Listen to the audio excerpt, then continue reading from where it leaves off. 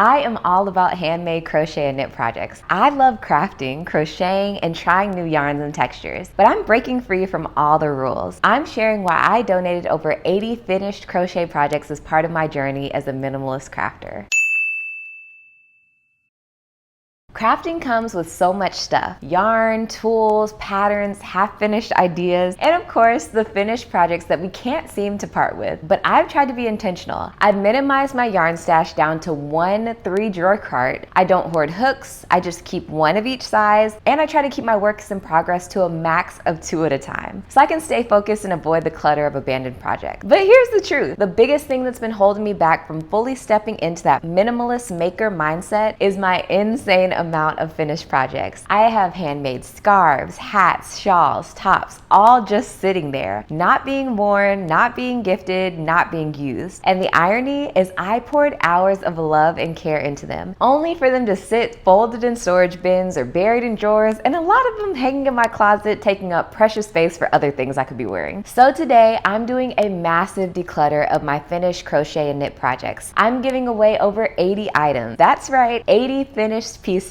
gone. It's a huge step for me, but I want to share the why behind it, because this isn't just about clearing my physical space. It's about making room for generosity, creativity, and peace. So let's talk about it. Now, I just want to be clear. I am not going to show all the specific items I'm giving away in this video, and that's intentional. I don't want anyone to think that just because I'm donating these pieces, that these patterns weren't amazing or that these designs weren't worth making. If anything, it's quite the opposite. These are some of my best projects that I've made over the years. Well-crafted, stylish, and thoughtful, but they've simply outgrown their place in my life. As a minimalist crafter, it's not about how great a piece is, it's about whether it still serves a purpose for me. And right now, the most meaningful purpose they can serve is bringing joy or warmth to someone else. Also, let me be completely honest with y'all. Donating my handmade crochet and knit pieces was not my first choice. Ideally, I would have sold every single piece and made a huge return on the hours of work I poured into them. That would have been amazing. But I tried listing a few items on Etsy. I did the whole thing where I took good photos, wrote the listing, priced them fairly based on my time and materials, but still crickets. Then I looked into selling them at local farmers markets, but honestly, that kind of felt like way too much effort, and I don't want to spend my Saturdays hauling tables, setting up booths, and trying to convince people that my handmade work is worth the price. I even asked y'all right here in my YouTube community tab, what should I do with these items? And the feedback was so helpful, but deep down, I still felt unsure until I did this small, unintentional test that really confirmed what I needed to do. Late last year, I started selling beanies on my Centro knitting machine. I was so excited because thanks to Lion Brand and a few other opportunities, I consistently have access to free yarn. And with that Centro, it doesn't take long to crank out hats. So I thought, why not have a little side hustle? I did everything I was supposed to. I took aesthetic product photos and even filmed short videos showing off the stretch and the fit. I priced the beanies fairly, not too high so people didn't think I was overcharging, and not too low so people didn't think it was a scam. Me and my husband spent weeks, months actually, taking turns on that Centro, and we built up a stockpile of like 35 or 40 beanies. And guess how many we sold? Two beanies, that's it. It was the middle of winter and we were getting